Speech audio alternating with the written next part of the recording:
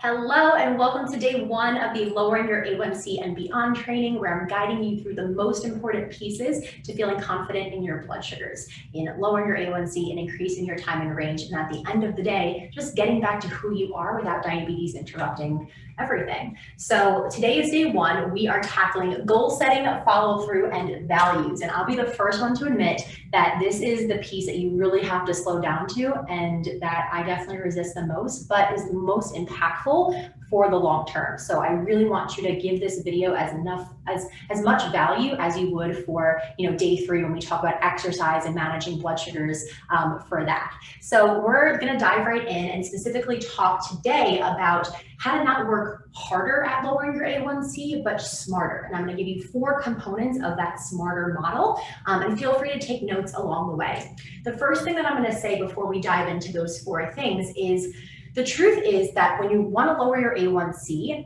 the tactical parts of it, the step-by-step process, if you have that and understand the roadmap for including insulin sensitivity and hormones and nutrition and exercise and all of that, it's actually not that hard. And I know you might be sitting there like, oh, I've been trying to lower my A1C for so long, or I really have this goal and I don't know if I can achieve it. It's not hard, Laura. I mean, it's not easy, Lauren. It's hard. And I guess my whole premise is, don't say you can't do it, say that you haven't yet found a way to accomplish what you want to do. That's really my mindset, and the mindset that I want all my clients to take on, all of our students in our A1C shift method course, because there is a way that works, and I want to be able to be that source for you and help you get and break through those barriers. So let's dive in. Harder. The harder way to lower your A1C, this might be kind of representative of what you're doing now, but it's going to your endocrinologist and using that appointment to motivate you and catapult you into lowering your A1C. So I know when I used to go into my endocrinologist, I'd be waiting for her to tell me what the A1C was. And then once she said it, my instinct was, okay, how can I get my A1C down from here? I'm going to set the goal to be, 6.5 next time I come back in 3 months. And I was so motivated the first week or so, but then nothing really changed, because if you don't change the way you're doing something, if you also don't change your subconscious thoughts, nothing's going to change. And so that's the harder way to do it. It's just setting a goal and saying out loud, I'm going to get this A1C in the next 3 months. Why that's also harder is because that might also not be sustainable, because during that time you may be relying on restricting carbs, or maybe saying no to going out with friends or traveling, and just being really diligent and looking at your numbers every second on your CGM, and that's not maybe 100% sustainable. So what is the smarter way? The smarter way, and we're going to write this down for you, hopefully I don't trip. So the smarter way is, number 1, we have discovering your blocks. And one of my favorite quotes ever is, the problem is not the problem. The problem is how you relate to the problem. So think about that for a second. What that means and translates to in relationship to what we're talking about is, the problem isn't your high A1C. The problem is how you're viewing that A1C.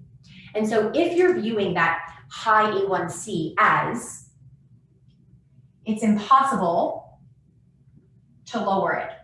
It's impossible. I can't lower it. It's high. I'm stuck here. I don't really see how this is possible for me. Or if you see it as it's too hard, right? It's too hard. I understand this holistic model Lauren's talking about, but there's all these different pieces and it's just too hard, right? Or if how you're relating to that high A1C is, I've tried and I didn't have any success. Right? I've tried before, I haven't had any success, so that's going to be a predictor of how next time I try and really put my energy into it, it's going to go. And that, for you, you really want to get down to where the root of your specific block is, because our mindset influences our emotions, and our emotions influence our actions, and our actions influence our habits. And so we have to get to the root of the mindset first. And so that's my first tip for you. So that's number 1, is understanding where your blocks are mindset related wise. Number 2 is to understand your values. Okay, so I didn't really start to understand what my values were until I would say like 5 or 6 years ago. I didn't understand why I did things, why things matter to me, maybe why the way other people live their life would frustrate me. And it's because it was not in alignment with my values. And we all have a set of values, and we all want to live in alignment with them. And when we're not living in alignment with the thing that we value, we get frustrated. We feel like we're not living our best life, like we're not happy.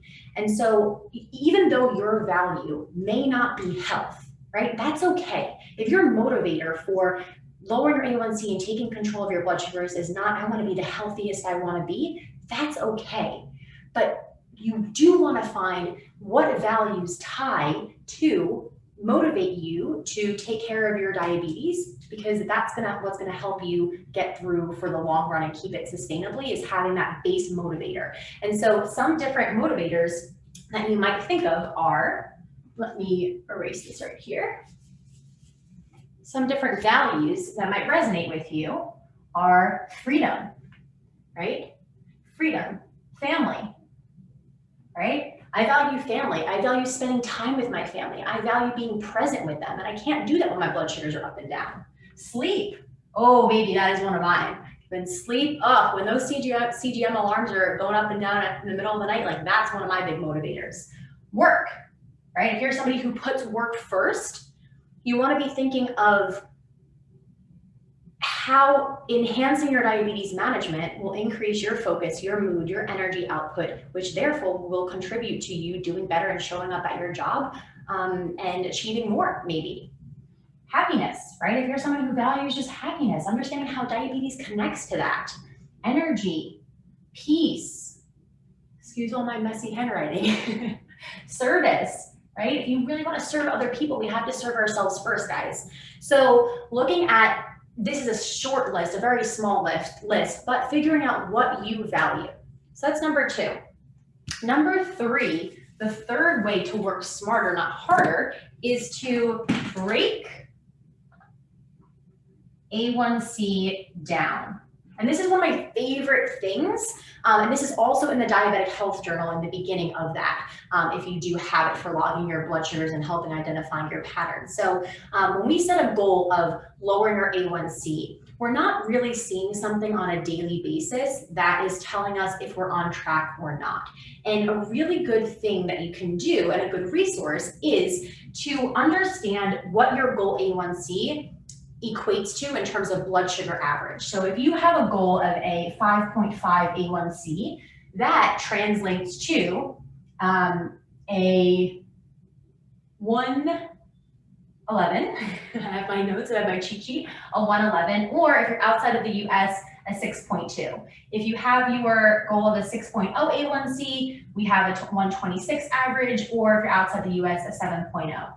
7.0, 154, 8.6, and so on, right? And so when you are looking at your day-to-day, this right here, these 2 columns are a great way to say to yourself, oh, am I on track? Am I sitting too comfortably too high? Is this an opportunity for me to give maybe a correction to get closer to what my average is?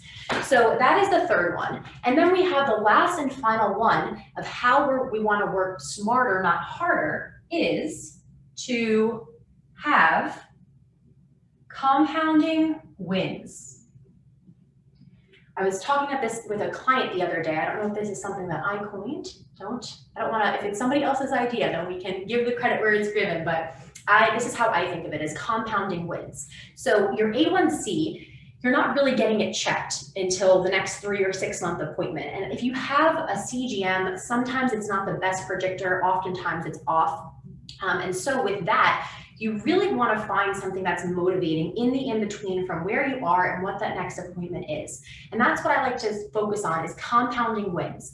The little things that you can do every day that will compound one over the other, that will get you to that end result of the A1C. And focusing on that will allow you to have a return on investment of your energy output. So think about it. If you're, I don't know, drinking more water first thing in the morning time, that's a small, tiny win that you can celebrate that has nothing to do with blood sugars, but specifically directly, but it indirectly will impact your blood sugars, which will indirectly or directly impact your A1C. So that being said, this wraps up this video on really how we want to goal set, how we want to follow through, set ourselves up for follow through, and really root down into our values. I'll recap here. Number one, discovering what your specific blocks are to lowering your A1C mindset wise. Number two, understanding what your values are. Number three, breaking your A1C goal down. And number four, focusing on compounding wins. So as always, I want to thank you for being here and taking the time to prioritize yourself for today. I cannot wait to see you back for day 2 tomorrow, where we're focusing on owning your ratios, your rates, and really thinking like your endo outside of the office. So thank you so much for watching. As always, I'm open to feedback and cannot wait to hear how you enjoyed this first video, and I will see you guys soon. Bye.